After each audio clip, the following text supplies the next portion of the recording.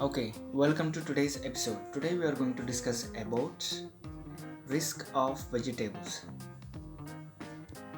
Does rinsing fruits and vegetables remove all the pesticides? When you're trying to eat a clean diet, the last thing you want to think about is pesticide residues on the fresh produce you're eating. But unfortunately, it's a concern. Unless you buy organic fruits and vegetables, the yummy veggies and fruits you're eating likely contain traces of pesticides. According to an investigation, the number of pesticides on produce once it reaches the supermarket varies dramatically even on fruits and vegetables grown in any country. No doubt, those pesticides end up in your body.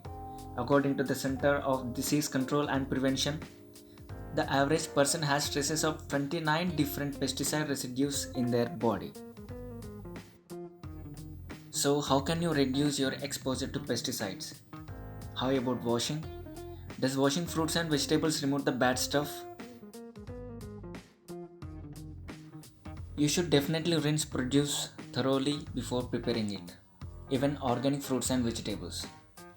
Trace chemicals stick to the nooks and crannies of fresh fruits and vegetables, and they're hard to remove by simply holding produce under running water. And not all pesticide dissolves in water. Those are hard to remove. One study found almost 70% of the pesticides on produce were reduced by washing. Unfortunately, some pesticides can penetrate the skin of the fruits and vegetables, and these you can't remove by washing or rinsing. Does cooking vegetables remove pesticide residues? The healthiest way to prepare veggies is to steam them. A quantity of pesticides on vegetables enter the steam and is removed, but the amount is very small. You would have to steam vegetables for a long time to reduce the pesticide content, and you would destroy some of the vitamins in the process. Better solutions to wash vegetables and fruits properly. Use a scrubber or a soft brush to clean outer skin of the produce. It's probably not a good idea to use detergent to wash produce. Second method, a better approach is to soak or clean fruits and vegetables with a vinegar wash, 3 parts of water to 1 part of vinegar. Third method, you can also reduce pesticides on produce by peeling it. Unfortunately, skins often contain healthy phytochemicals and you lose them when you peel outer skin. And keep in mind, drying fruits and vegetables in a dehydrator or sun-dried fruits will increase the concentration of the pesticides. What about organic products? Does eating organic produce reduce your exposure to pesticides? If you are able to afford, go for organic foods. One study involving 4,500 adults found those who usually ate organic produce had 65% lower levels of pesticide traces in their urine compared to those of other category.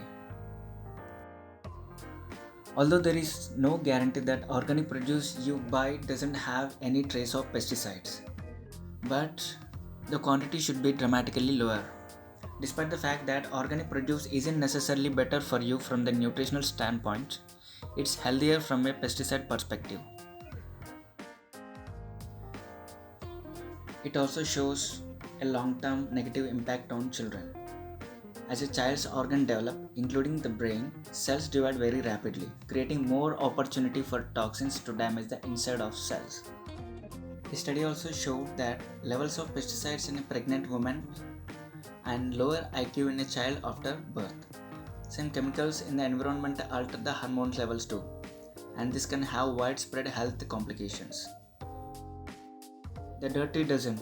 There are 12 fruits and vegetables that are more susceptible to the pesticides infection. The produce that are most likely to have higher levels of pesticide residues. In this case, just go for organic produces only. Anyhow, fruits and vegetables are God's gift for humankind. Don't avoid fruits and veggies due to pesticide fears. Choose organic produces as often as possible.